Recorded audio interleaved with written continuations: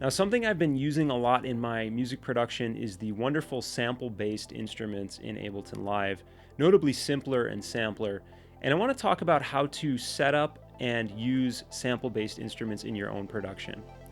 If you're like me and maybe you've been producing for a while, you may have amassed a massive library of samples. I am recording this video on the dawn of my 41st birthday, believe it or not, and looking back at my life, I've been producing for about 20 years, so roughly half of my lifespan, I've been collecting samples and making music. And so I have a massive sample library of more things that I know what to do with. And what I've been trying to do lately is dive into that sample library, dive into that well of inspiration, find sounds, find bits and pieces of audio loops and things like that that I could use as playable instruments in my music. So it's not always about opening a synthesizer and building a sound from scratch. Sometimes a good sample is enough to get you inspired, and then we can take that and set it up as an instrument to play back in our own music. So the focus on this tutorial is to show you how to properly set up and create sample-based instruments in Ableton Live. I'll go through the saving structure as well because it can be a little bit confusing, and then we'll look at some practical examples in Simpler and in Sampler of how we can create tuned, playable instruments using samples that we can then use in our own music. Let's begin by discussing what a sample-based instrument is, and those are going to be instruments that allow us to load a sample and either manipulate it in some way, maybe using some basic synthesis controls to change the tone of it or the pitch or the volume envelope or filter it in some way. But also they allow us to play the sample using MIDI in some way, shape, or form. So a few examples that come in Ableton Live Suite are the Sampler is going to be the most obvious one. We also have Simpler, that's available to all versions of Live, whether you're in Intro, Standard, or Suite. But we also have things like the Drum Sampler, and even the drum rack could be considered a sample-based instrument. So all of these will use a sample, an audio sample, as the sound source, but then we can use MIDI to trigger those and play them back in different ways. So I've got a couple of different samples here. Sampling in the way that I'm going to show you in this tutorial is very much a vintage technique. This was used in a lot of early dance music in the 80s and 90s and things like that. And so it can lead to a nice kind of vintage sound, which is something I really like when I'm making my atmospheric drum and bass under my Man From Another Place alias. But even my P-LASK stuff, I love house that's a little bit more old school, a little more rough around the edges. And so yeah, sampling in this way can be a nice way to achieve that. And I've been producing for about 20 years, and I've been collecting samples for all that time. So to help with that vintage feel that I'm talking about, I'm going to be sourcing some samples from some old sample CDs. I'll call out the ones that I'm using here. But I found these samples here. So I've got this sub bass. If I right click on the sample, I can select Show in Browser, and it'll show me this is from this Best Service Alpha Dance Volume 1 pack from the FM Basses 3 folder. It's this sub bass A1. Nice, simple kind of 808 style sub bass. And then I've got this Heaven L and Heaven R, these two kind of pad samples. So if I right click on one of these, Show in Browser, this is coming from the AMG Vince Clarke Lucky, can I say this? B word? The Lucky Bastard pack from AMG. Both of these are kind of vintage sample packs, so I'm picking kind of era appropriate sounds. To do a little bit of old school sampling, I think. So anyway, let's close the browser for now, and let's start by taking this bass and setting it up as a sampler instrument. And for this example, I'm going to use Simpler. Again, Simpler is something that every user of Ableton Live is going to have available to them. So I've got just an empty MIDI track over here. This is where we're going to load our instruments. So if I double click on the top of this track, it's going to open up my device view down here. You can see it says drop an instrument or sample here. So I'm going to take that sub bass sample and drag and drop it there, and you'll see that Live will automatically load it into the Simpler instrument for me.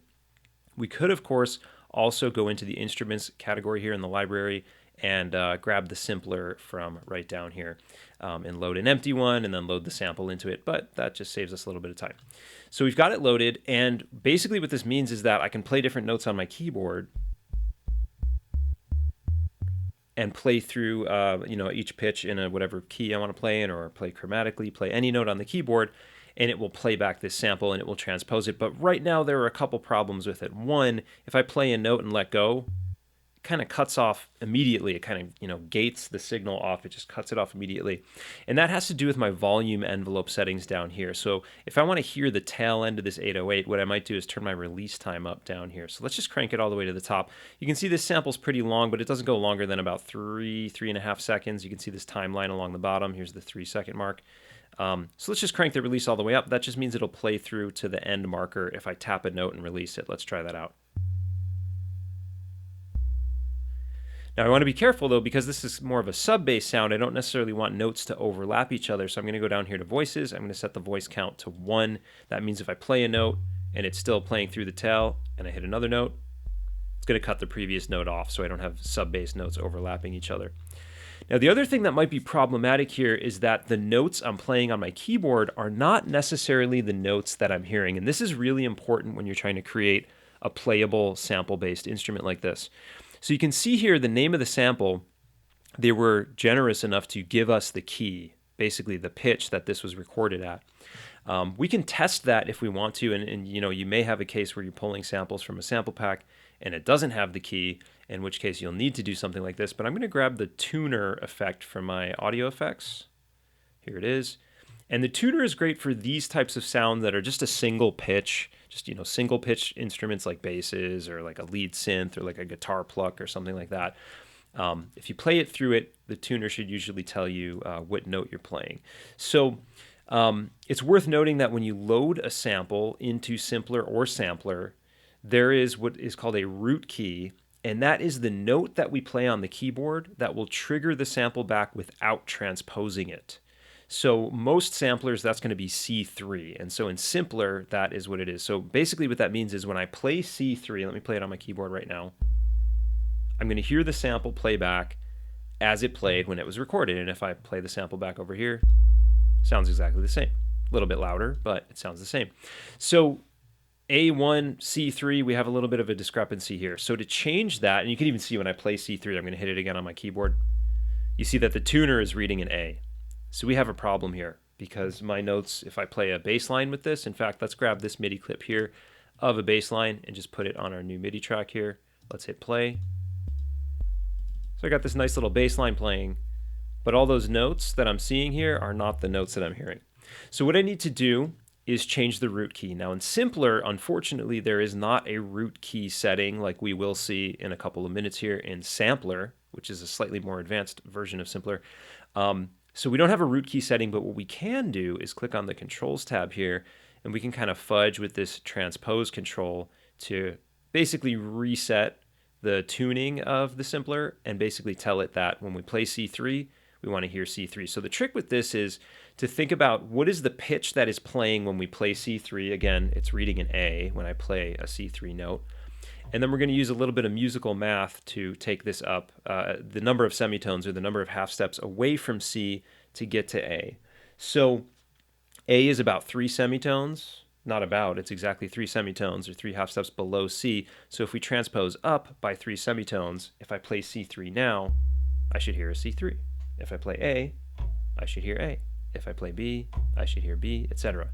So now by adjusting the transpose control, I've kind of retuned my Simpler, or in another way to say that would be I've set my route key in such a way that now the sample is properly tuned and I can use this musically in a composition. So if we play our bass line back, it's probably going to sound a little bit different.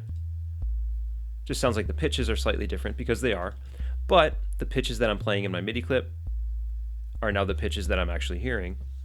We can also make a few small adjustments here, like I could turn the volume up. You can see I have a ton of headroom here, so let's maybe bring the volume up to -6. And then once we have this all set up, we could go in, if we go back to the Controls tab, we could do things like filter it with the built-in filter. There's a basic LFO here. We can modulate things like the volume, the filter cutoff, the panning, or the pitch. Let's maybe try modulating the filter cutoff. So let me turn this down, turn the resonance up. And then if we increase this filter modulation amount here and we play our bass line back,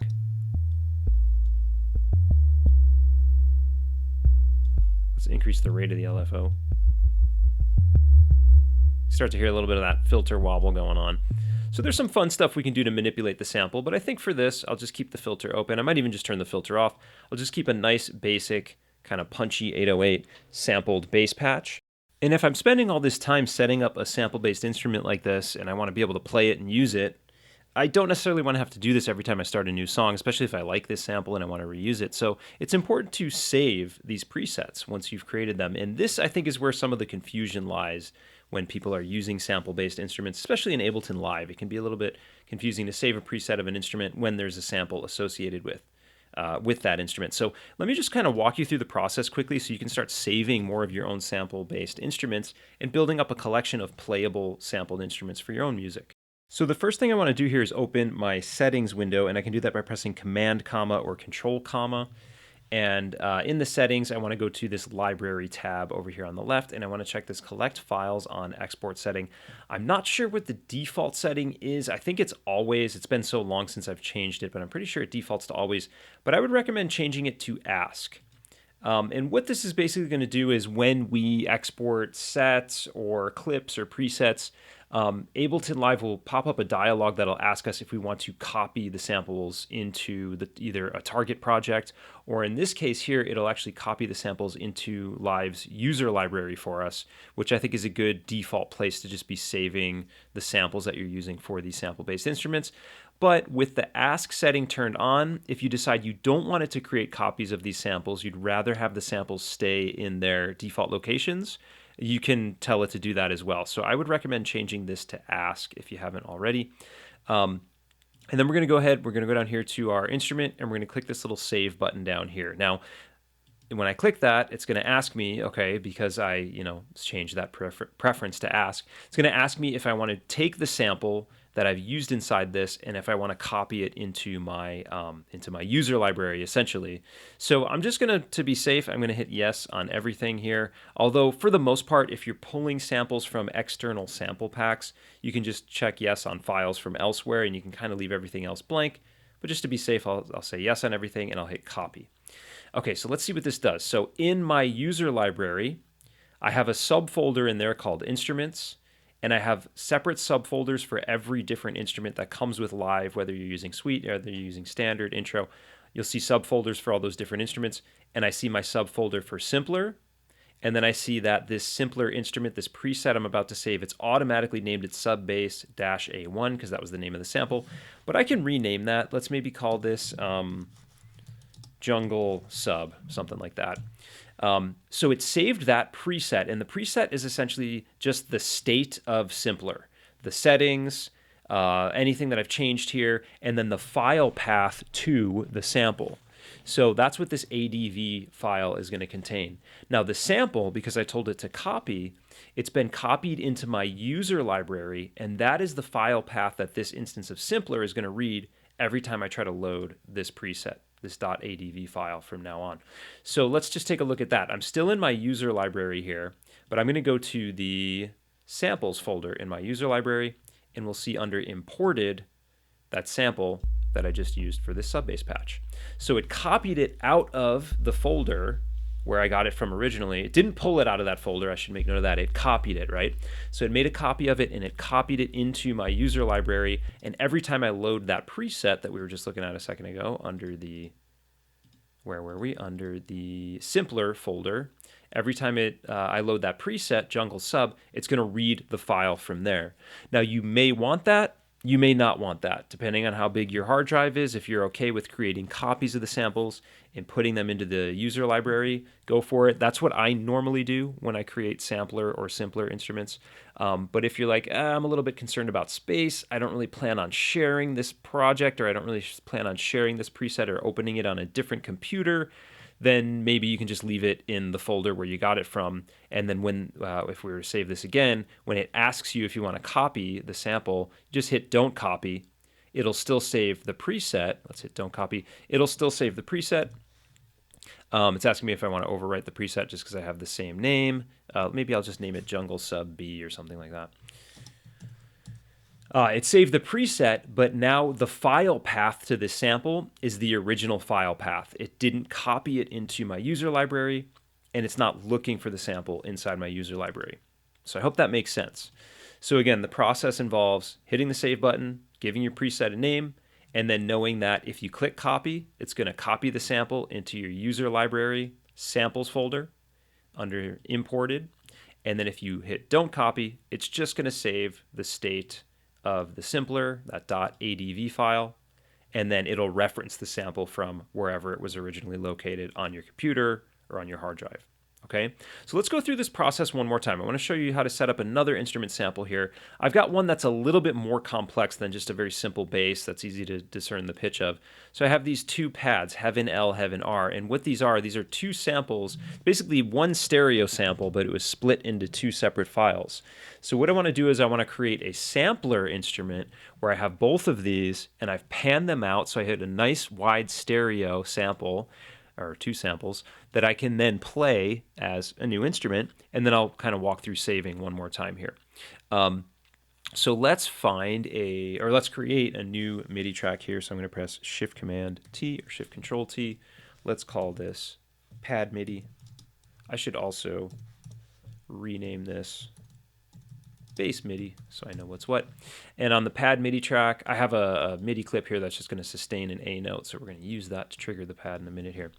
On my Pad MIDI track, let's load one of these samples. It doesn't really matter which one. Let's throw it on here. It's going to load it into Simpler for me, but check this out. If I right click, if I have Ableton Live Suite or if I own Sampler, I have an option here to basically transfer it from Simpler over to Sampler. And if you've gone in and you've made some changes here to the envelope or the voices or anything that we did before, for example, it'll carry all those changes over to the Sampler. We can also convert it to a drum sampler if you want to, but I'm going to just do the full-on sampler here. So we'll do Simpler to Sampler. It's going to change it over to the Sampler. And we got a few more options here. You can see there's a lot more controls here. I got a lot more tabs for going in and manipulating the sound. I'm not necessarily going to go into all of this stuff. Maybe if there's enough interest, I could do a deeper dive on Sampler. But just for now, I want to show you how to set this up and get going with it. So let's take a listen to this sample. I got the track over here. Let's record arm this one. I'm going to play C3, which, as we can see here, is the default root key.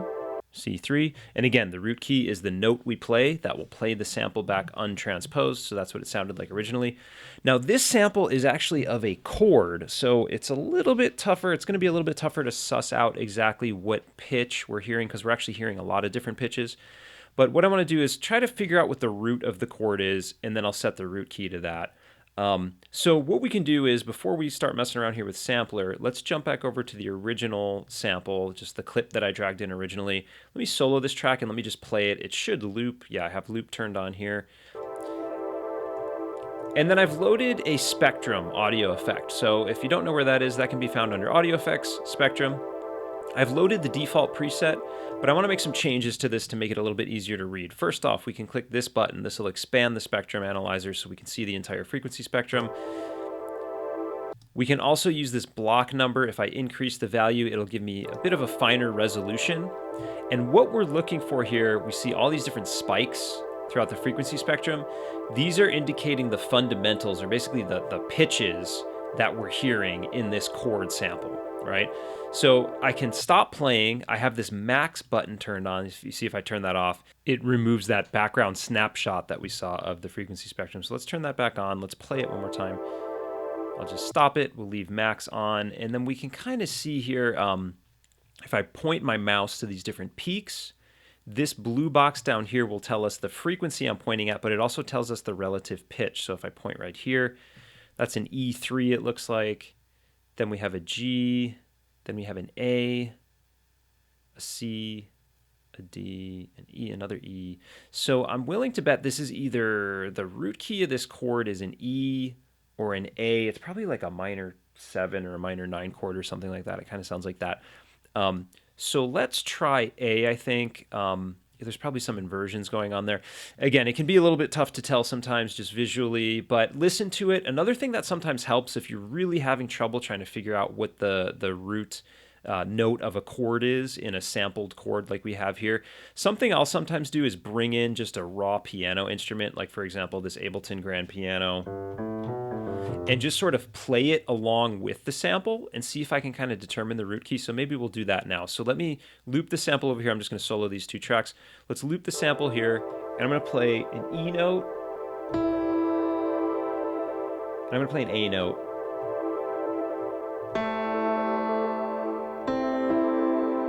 If I play an A minor, A, C, and E.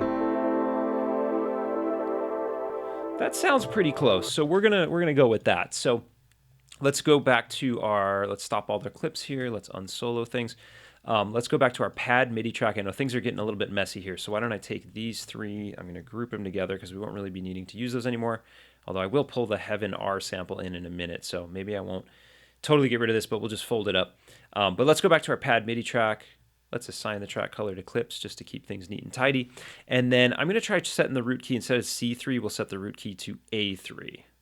So again, the importance of the root key is we want to be able to basically play notes that are going to match the pitch that we're hearing from the sample. In this case, again, we have a chord, so we're going to hear, we're going to hear the full chord playing, but at least we'll have the root correct. Yeah, so as I play different notes, we can hear how it transposes the whole chord, gives us the very nice vintage, old school sampled feel. And if you want to make it sound even more vintage, you can go down here to the interpolation, turn the interpolation off, and you'll get these nice kind of aliasing, bit crushy artifacts in the sound. Very cool. Okay, great. So we've got that set up. Now here's the thing though, this sample is a pad and it's intended to loop, right? So if I hold it for long enough, let's hold a higher A here. If I hold it for long enough, it's going to hit the end marker and it's just going to stop playing. So in the sampler here, we can set up a loop if we use this mode here. It's called sustain mode, but it'll basically set up a loop in the sample. And you can see when I switch from this mode here, which just means it's going to, when I sustain a note, it'll play through to the end and stop. If I change to this sustain mode, it sets up a loop race, as does this. These are both different ways of looping. I can loop forward, or I can do this kind of ping pong loop where it loops back and forth. Let's try looping forward. And then I can use this loop race to isolate maybe a part of the sample. I usually like to look for a section of the sample where the amplitude is about even, and the amplitude's relatively even for the length of this sample. There are a couple little spikes here and there, but nothing that's too out of the ordinary. And then if I hold a note down, it'll just continue to loop. You can hear it's got a little bit of a pop when it loops, but we can use this crossfade feature down here just to smooth that out.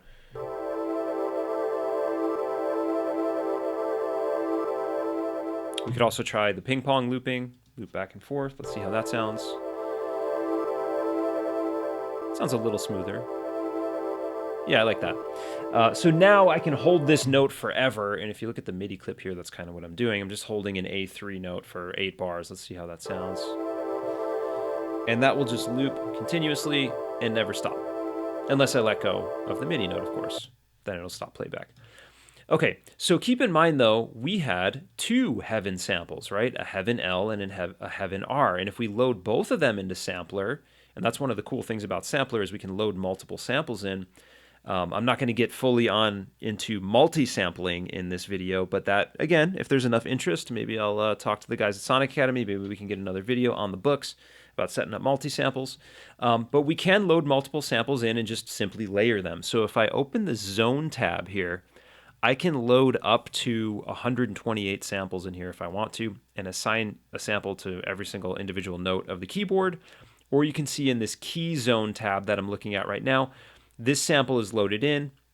The root key set to A3. That's this little tiny R right there because we set the root key here. And then this green bar is indicating that the sample is mapped across the entire keyboard. So any note I play will transpose it up or down around that root key. So let's load in the second sample, Heaven R. Let's bring it over here to this MIDI track. And let's load it down here into the zone area, the key zone area. So I see Heaven L, Heaven R. You can see Heaven R is not quite set up yet. So we're going to have to set up the loop. We can keep the start point in the same place. Let's just look at the loop values here that we have on the first sample, Heaven L. And also let's pan Heaven L so it's already panned. So you can see we got a pan control here for this instance of this sample. So let's pan that hard left.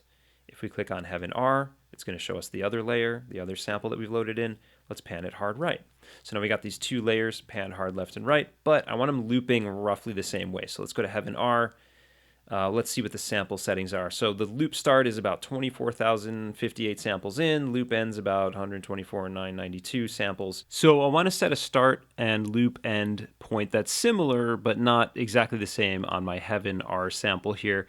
And I may offset the start point a little bit. The idea here is just to have this playing back in a slightly different way because it's panned right, the other one's panned left. That'll create a nice wide stereo image.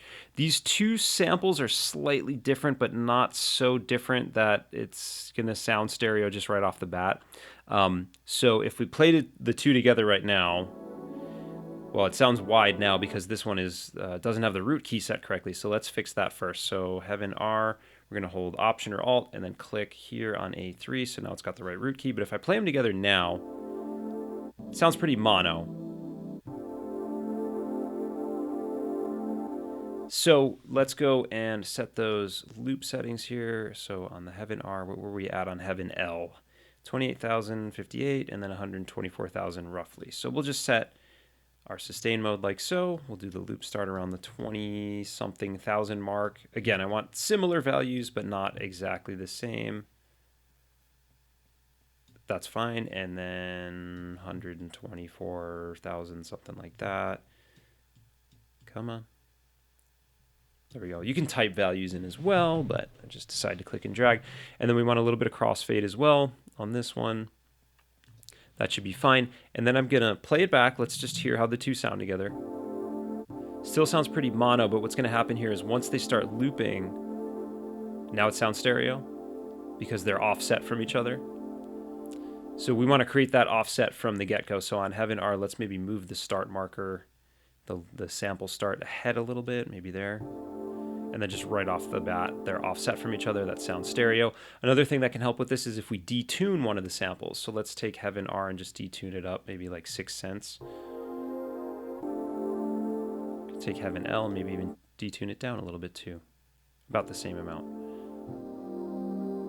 There we go. Cool, so we got this nice wide stereo sounding pad sample instrument that we've created here using these two samples from an old vintage sample pack.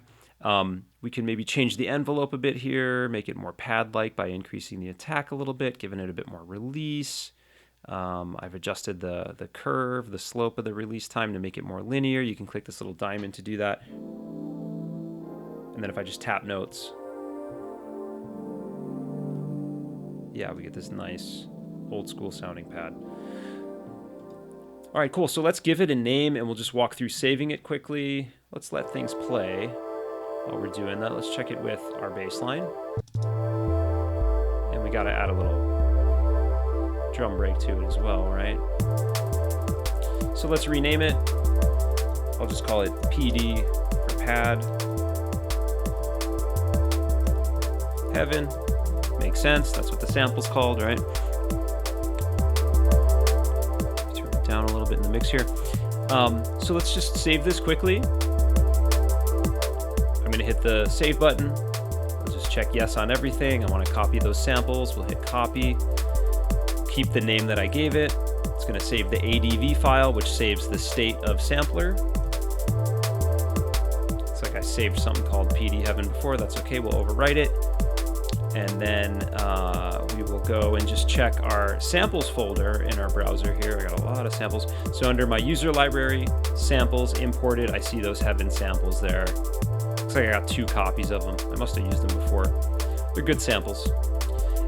So we got these presets ready to go. So yeah, I hope this has given you some ideas as to ways that you can make more use of your sample collection to get a little bit more mileage, maybe even out of samples that you've already used, use them in slightly different ways. And, you know, take some time going through your own sample library, see what you have. And I've only used just one-shot samples here, right? A one-shot bass, just this one-shot pad sound. And, you know, think of all the potential with even loops, right? You could take a bass loop, an instrument loop, a music loop, a vocal loop, something like that. And even just isolating one small part of it, you know, use the sample start point, use the loop points, use the end marker as well, and isolate just a small section of a sample, tune it, and treat it like an instrument. Save it as a preset and build up your own collection. So happy producing, and I'll catch you all again very soon on another Sonic Academy tutorial. Take care, everyone.